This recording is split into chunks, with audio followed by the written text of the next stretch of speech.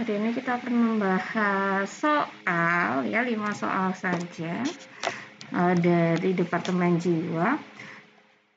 Ada beberapa diagnosa yang dibahas dalam soal yang sudah saya berikan, yang sudah kalian kerjakan sebelumnya. Jadi yang pertama adalah soal berikut. Seorang perempuan 15 tahun sudah mengurung diri selama 1 minggu di kamar dan menganggap dirinya tidak berguna. Nah, di sini kita highlight dulu ya. Jadi yang penting-penting yang menjadi kata kunci kira-kira apa saja ya. Ini kan dievaluasi ya. Jadi evaluasi perawat pada pertemuan selanjutnya. Berarti kan harus mengetahui diagnosanya dulu. Nah, mengurung diri selama 1 minggu di kamar. Nah, ini kemungkinan apa ini? Adalah harga diri rendah atau isolasi sosial. Pasien malu dengan tindakan keluarganya, sering membandingkan dengan saudaranya ya. Nah, ini memperkuat diagnosa dari HDR ya. Kemudian kondisi pasien merupakan kondisi harga diri rendah. Nah, diperkuat lagi diagnosanya sudah muncul di sini. Kemudian evaluasi perawat pada pertemuan selanjutnya apa? Nah, ini ada A, B, C, D, E ya. Ya, jadi diagnosa HDR ya. Kita tahu bahwa SP1 dulu dari HDR. Itu tujuannya apa? SP1 keluarga. Ya, dengan HDR bertujuan dapat memahami si keluarga ini dapat memahami keadaan klien dan bertanggung jawab atas keadaan klien. Sehingga yang dievaluasi berarti adalah ya kemampuannya keluarga mengenal masalah klien ya, keadaan klien di sini berarti HDR-nya. Itu jawaban yang benar adalah B. Kemudian soal yang kedua, ini adalah pengkajian ya. Nah, di sini aspek psikologis yang perlu dikaji pada kasus di atas ya. Kita cek dulu dari pertanyaannya baru ke figmatnya. Untuk mempermudah kalian mempercepat gitu ya, atau memaksimalkan waktu yang bisa kalian gunakan dalam mengerjakan satu soal. Ya, seorang laki-laki usia 28 tahun ya, yang seperti ini bisa diabaikan saja. Status belum menikah, datang ke rumah sakit diantar oleh keluarganya. Pasien sudah 1 bulan menyendiri dan tidak mau diganggu sejak ia tahu calon istrinya menikah dengan orang lain ya. Nah, ini diagnosanya adalah isolasi sosial ya. Kenapa kok isolasi sosial ya?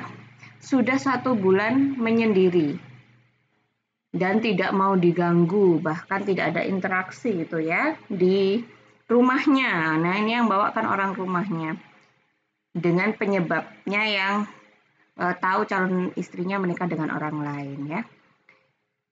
Kenapa kok aspek psikologis yang perlu dikaji? Jawabannya adalah psikososial ya. Yang perlu dipahami adalah isolasi sosial ini berhubungan dengan pengkajian hubungan sosialnya pasien ya atau klien ya. Entah itu hubungan sosialnya di keluarga, masyarakat, sekolah, pekerjaan dan kegiatan sosial lainnya. Ya, maka saat ada data sudah 1 bulan menyendiri tidak mau diganggu, maka yang perlu dikaji lebih lanjut adalah aspek psikososialnya, yaitu hubungan sosialnya dalam keluarga, masyarakat, ya, sekolah, pekerjaan, kegiatan sosial, mungkin bisa juga dengan pasangan yang memang menjadi stresor utama di kasus yang kedua ini. Nah, selanjutnya kasus yang ketiga, diagnosa utama pada kasus di atas ya. Oke, ini seorang laki-laki 30 tahun di RSC dibawa keluarganya karena merasa dirinya adalah titisan dewa. Nah, ini kita highlight. Merasa dirinya titisan dewa. Hasil pengkajian pasien pernah mendalami ilmu hitam. Oke, kadang marah-marah dan menyendiri, ini juga data. Ketika ditanya perawat namanya siapa, pasien mengatakan dirinya Dewa. Nah, ini kira-kira diagnosanya apa? Karena ada beberapa diagnosa, tanda gejala diagnosa yang muncul ya. Ini ada waham karena dia merasa dirinya titisan dewa, kemudian ada juga marah-marah ya. Kadang marah-marah berarti PK, kemudian menyendiri ini berarti kemungkinan adalah isolasi sosial dan di jawaban, pilihan jawaban isolasi sosial ada, RPK ada, waham juga ada. Nah, kemudian saat menemukan soal yang seperti ini berarti mana yang dijawab ya. Maka yang dijawab adalah kita cek lagi di pertanyaan ditunjukkan bahwa apa diagnosa utama. Utama berarti yang paling prioritas dari sini ya, dari hasil pengkajian ini. Sebenarnya kalau dilihat dari yang paling membahayakan pasien sebenarnya adalah PK-nya ya. Resiko perilaku kekerasannya. Cuman, nah di sini ada kata-kata kadang-kadang marah. Nah, kadang-kadang marah. Itu artinya sebenarnya resiko perilaku kekerasan yang dialami oleh pasien ini tidak terlalu aktual. Dan yang paling aktual dan 2 kali dimunculkan kata kuncinya pada kasus ini adalah saat dia merasa sebagai titisan dewa dan dia menganggap dirinya adalah seorang dewa 2 kali di sini ya. Jadi saat data masuknya, riwayat penyakit terdahulunya pasien, saat masuk RSJ karena dia merasa titisan dewa, saat dikaji, di cross check lagi masih merasa dirinya adalah seorang dewa. Maka yang menjadi utama, diagnosa utama adalah pilihan yang waham. Jadi kalau dari definisinya waham sendiri, jadi waham ini suatu keyakinan dipertahankan secara terus-menerus dan secara kuat sehingga muncul terus gitu ya. Kalau misalkan kita tanya ataupun tidak, dia pasti mengaku-ngaku dirinya menjadi sesuatu atau seseorang yang dia anggap benar ya. Walaupun kebenaran menurut dia ini tidak sesuai dengan kenyataan. Itu waham. Itu pembahasan soal yang ketiga. Kemudian yang selanjutnya pertanyaan adalah jenis respon orientasi realitas apakah? Ya, orientasi realitas apakah? Berarti ini masuk ke dalam pengkajian, aspek pengkajian. Nah, yang perlu kalian pahami dalam mengerjakan soal UKOM ya, di departemen apapun, pertanyaan yang menyangkut pengkajian dan diagnosa ini masih yang paling banyak, sehingga saya juga menyertakan di latihan soal ini ya, pembahasannya juga soal-soal yang memang lebih banyak di pengkajian dan diagnosa. Jadi evaluasi masih satu saja ya tadi di soal yang pertama. Oke, balik lagi di soal keempat. Jadi di sini seorang perempuan usia 20 tahun ditinggal kekasihnya menikah. Oke, jadi penyebabnya adalah stresornya adalah ditinggal kekasihnya menikah. Kemudian ada perasaan sedih, suka melamun, tidak mau bergaul dengan teman-temannya. Ketika petugas cleaning service melintas di depannya, ia menangis dan mengatakan kepadanya, "Mengapa kamu meninggalkan aku?" Nah, dia merasa ya bahwa petugas cleaning service tersebut adalah mantan kekasihnya. Berarti kan berbeda kenyataan sama yang ada di pikirannya dia. Nah, ini masuk ke mana ini? Ilusi, delusi, halusinasi, mispersepsi, atau depersonalisasi? Nah, yang benar adalah jawabannya ilusi ya. Kenapa ilusi bukan delusi atau halusinasi ya? Kalau halusinasi ini kata kuncinya sebenarnya orang lain tidak bisa melihat ya. Jadi hanya persepsi dari pasien atau klien itu sendiri ya, kemudian mengganggu pikiran dia sampai dia menganggap itu nyata. Tapi orang lain tidak bisa mengimajinasikan seperti yang diimajinasikan oleh pasien tersebut. Nah, kalau ilusi ya ini adalah kesalahan persepsi saat seseorang menerjemahkan sesuatu. Jadi misalkan seperti kasus, jadi sama-sama ada orang lain bisa melihat bahwa itu ada orang laki-laki, namun menurut pasien atau klien itu dianggap sebagai orang yang lain atau sesuatu yang lain. Itu namanya ilusi. Nah, beberapa mungkin dari kita juga pernah mengalami ilusi gitu ya. Maksudnya adalah saat kita suatu ketika melihat sosok bayangan gitu ya di sudut mata kita, kok kayaknya di situ ada orang. Nah, setelah kita beneran noleh, nah saat kita mempersepsikan itu ada orang ya, kemudian kita cross check menoleh, oh ternyata hanya sebuah pohon atau tanaman. Nah, itu ilusi. Jadi saat kita mempersepsikan salah pada suatu benda, itu adalah ilusi. Namun kalau di pasien ini dialami lebih menetap gitu ya, walaupun dia sudah melihat yang berulang kali, misalkan ditata berulang kali, tetap dipersepsikan sebagai mantan kekasihnya gitu ya.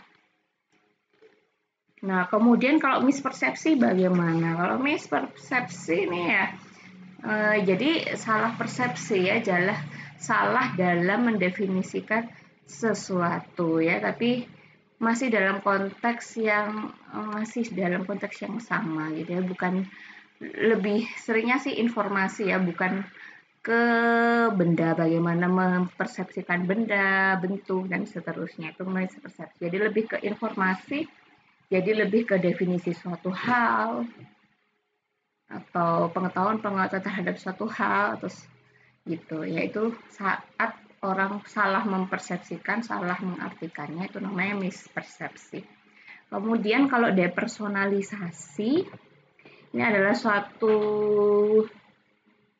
stase saat seseorang ini masuk ke dalam konsep diri yang negatif ya. Mungkin kalau kalian masih ingat dulu pelajaran psikososial ataupun mungkin jiwa 2, neurobehavior 2 gitu ya, tentang depersonalisasi ini masuk ke dalam teori konsep diri. Jadi saat suatu manusia gitu ya, dia menjadi pribadi yang berbeda, personal yang berbeda dari sebelumnya akibat tidak mampu mempertahankan konsep dirinya setelah mendapatkan banyak stresor atau perubahan dari sekitarnya. Jadi misalkan kita seringkali melihat seseorang ya, mungkin awalnya mendapatkan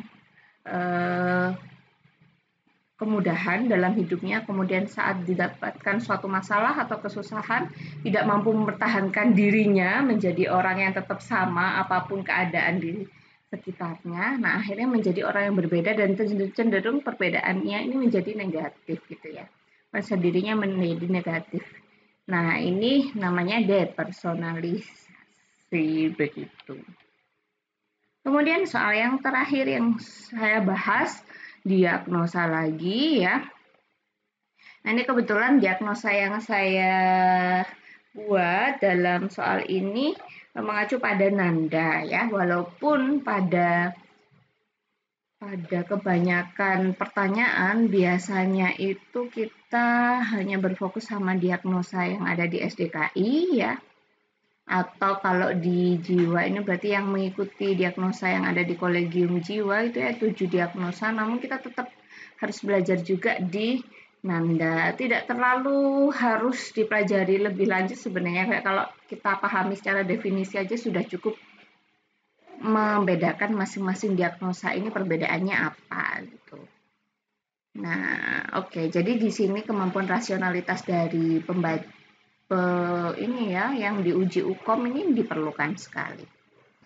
Ya, soal fitnetnya, seorang perempuan usia 15 tahun datang ke polisi jiwa di antar ibunya, keluhannya sering melukai dirinya sendiri ya. Kita highlight di sini. Kemudian hasil pengkajian dengan ibu klien diketahui bahwa klien pernah mendapat perlakuan buruk dan dilukai secara fisik saat tawuran di sekolah. Perlakuan buruk dan dilukai secara fisik kita highlight lagi.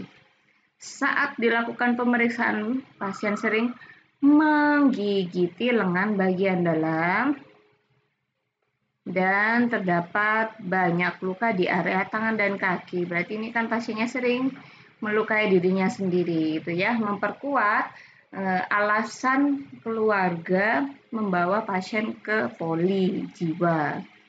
Ya, jadi diperkuat juga dengan hasil pengkajian dari perawat. Kemudian diagnosanya apa? Ada mutilasi diri, resiko mutilasi diri, perilaku kekerasan, sindrom pasca trauma, atau resiko perilaku kekerasan terhadap diri sendiri. Ini semuanya sama ya, dan semuanya ada di Nanda. Namun yang paling tepat yang mana? Dia yang paling tepat adalah mutilasi diri ya. Loh, kok mutilasi diri? Saya malah nggak pernah dengar diagnosa ini, Bu, misalkan ya. Ini memang ada di Nanda kalau kalian buka ya. Di Nanda yang 1820 ya, ada diagnosa mutilasi diri. Sebenarnya ini diagnosa untuk apa sih? Ya. Ini ada diagnosa yang mengistilahkan atau yang berhubungan dengan suatu kebiasaan atau tindakan seseorang untuk menyakiti dirinya sendiri ya, cocok dengan kata-kata kunci yang ada di kasus ini ya, sering melukai diri sendiri. Nama diagnosanya adalah mutilasi diri ya. Nah, kalau di kasus ini muncul secara independen dan tidak terkaji dengan niat bunuh diri atau alasan denominasi ya. Denominasi maksudnya menghilangkan dirinya dari kehidupan ini gitu ya, namun tidak terlalu eksplisit gitu ya, terkaji bahwa ini ada keinginan untuk bunuh diri tersebut ya. Nah, sementara untuk mengambil diagnosa resiko perilaku kekerasan terhadap diri sendiri sebenarnya tidak ditemukan data bahwa perlukaan yang dilakukan klien merupakan percobaan bunuh diri. Jadi hanya persepsi dari yang kalian baca aja, misalkan oh ini kemungkinan gitu ya, masih kemungkinan. Nah, tapi tidak ada data yang menunjukkan benar-benar bahwa ada percobaan bunuh diri. Nah, jadi tidak bisa diambil yang PK ya. PK tidak bisa, ini juga tidak bisa ya. Ya, kalau di Nanda resiko perilaku kekerasan terhadap diri sendiri memang diarahkan kepada usaha percobaan bunuh diri ya. Jadi kalau nggak ada kata-kata yang memang benar-benar menunjukkan merupakan percobaan bunuh diri, walaupun itu dimungkinkan ya tidak terkaji ya, intinya ya jangan dipilih yang resiko perilaku kekerasan terhadap diri sendiri. Sedangkan sindrom pasca trauma yang mungkin bisa saja kalian pilih saat membaca ada clue dilukai secara fisik pada saat tawuran antar sekolah. Ya, ini adalah data dari ibu klien. Namun dari pasien sendiri belum terkaji ya lebih lanjut. Mungkin ini bisa muncul juga jika ada data yang lebih independen gitu ya. Data independen maksudnya muncul beneran di kasus bahwa pasien mengatakan saya trauma gitu ya, setelah diperlakukan buruk gitu ya, setelah dilukai saat tawuran dan seterusnya. Berarti ini juga tidak. Kemudian ini juga tidak. Nah, resiko mutilasi diri ya.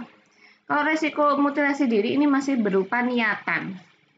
Jadi masih ingin melukai diri sendiri, tapi keinginan tersebut sering muncul dan dikatakan berulang-ulang kepada mungkin orang lain sampai bisa mendengar gitu. Itu kalau misalkan kalian mau memilih yang resiko mutilasi diri. Nah, namun di sini sudah ada perlukaan gitu ya, sudah terlihat adanya luka di bagian tubuhnya, utamanya di bagian lengan dalam.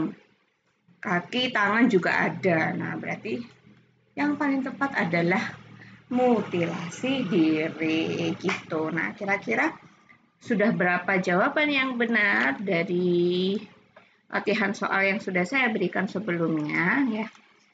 Kalau misalkan belum latihan ya sayang sekali ya. Kemarin sebenarnya bisa dilakukan berulang kali di Google Form yang saya berikan. Sehingga tahu kemampuan kalian ini kira-kira sudah cukup atau tidak. Untuk utamanya mengerjakan soal-soal jiwa di diagnosa gangguan jiwa ya, mulai dari HDR kita bahas hari ini.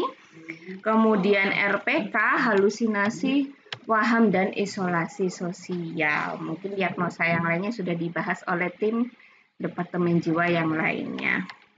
Mungkin itu saja. Terima kasih. Semoga bermanfaat.